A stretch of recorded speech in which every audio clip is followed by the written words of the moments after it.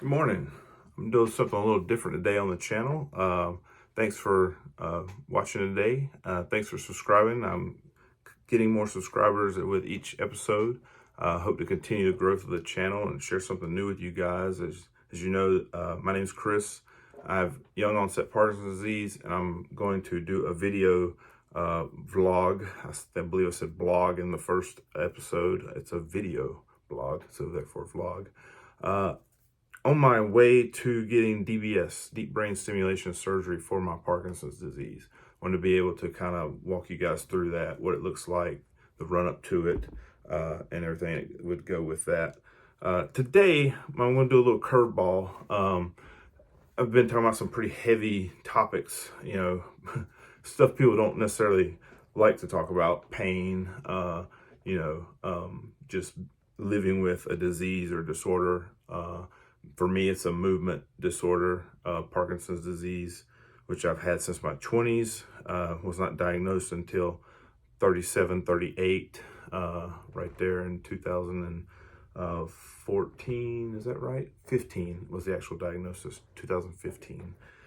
Today, I'm going to do something a little different. I touched on some of my military background in previous episodes, and I want to do something a little more like upbeat, a little lighter fare, if you will. And I thought I would do that in honoring some of the folks who were responsible for me joining the military. I felt like, I've had some good role models in my family history to kind of steer me in that direction, whether they knew it or not. And the military, in spite of everything, was really good to me, and it was good for me, gave me some direction. And I just want to kind of talk about that a little bit. The bracelet I'm wearing is something that I had made, a steel bracelet, memorial bracelet for my Uncle Junior, Meade, Ira Meade. He was in Vietnam, 2 tours in Vietnam, and he was a engineer, a combat support engineer, and a combat engineer.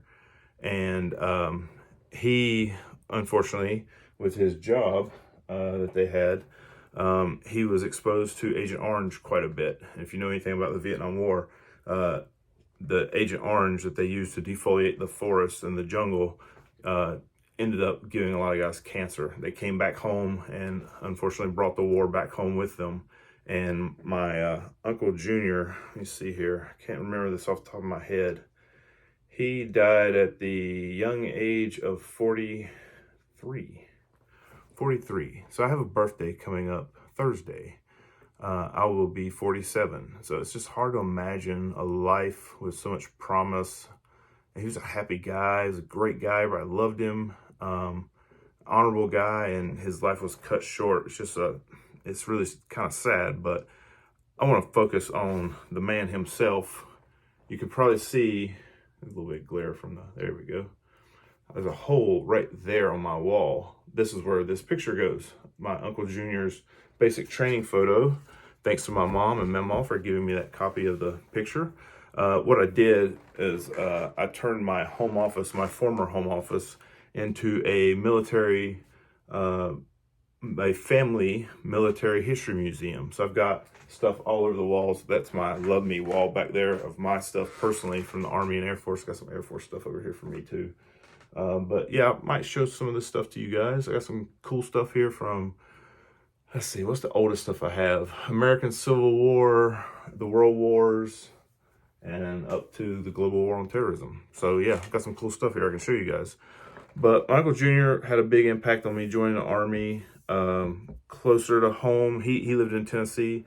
Closer to home, my Uncle Vic served in the Army National Guard. He was in a field artillery unit for the North Carolina Army Guard. And his unit was attached to the 18th Airborne Corps out of Fort Bragg. He was a lanyard puller at first, if I do believe, a small tow gun, and then graduated up to the howitzer, the big guns. So I think all my ancestors, my kin, my family members still living today for their service in the military. Definitely. And also, here's another little show and tell piece I have. These are the Meade brothers. So a generation earlier from my Uncle Junior. These guys served from World War I to World War II, and I actually have some medals over here to show you guys. The only one I'm missing, and I really hate this, right here, my great uncle Arvel. He retired from the Air Force, joined the Army Air Corps, served on bombers, if I remember correctly, and was part of the World War II effort in Europe, and then went on to retire, I believe, as a senior master sergeant in the Air Force. Of course, the Army Air Corps turning over to the Air Force after World War II. This guy right here, Otis, you see the old school World War I uniform there he's wearing. He actually joined right after World War I, if I remember correctly, and died while in the service. And right here we have my Uncle Roy, who everybody says looked like my great-grandfather, and Luther, great Uncle Luther, served in the Navy. And I'm trying to remember his documents. He served in the Atlantic Theater, but I think he also served in the Pacific, if I remember correctly. I'll have to go back and look at his records. And Roy was an 11 Bravo infantryman, World War II, also European theater. All these guys left from Tennessee, I do believe, during the war. And here are their medals. And I love this. I got this courtesy of my mama, being the oldest living known relative of these guys. If you write the services, they will send you medals of your loved ones. This is World War I Victory Medal, World War II Victory Medal. This is American Defense or American Campaign Medal. Sorry, I said that wrong.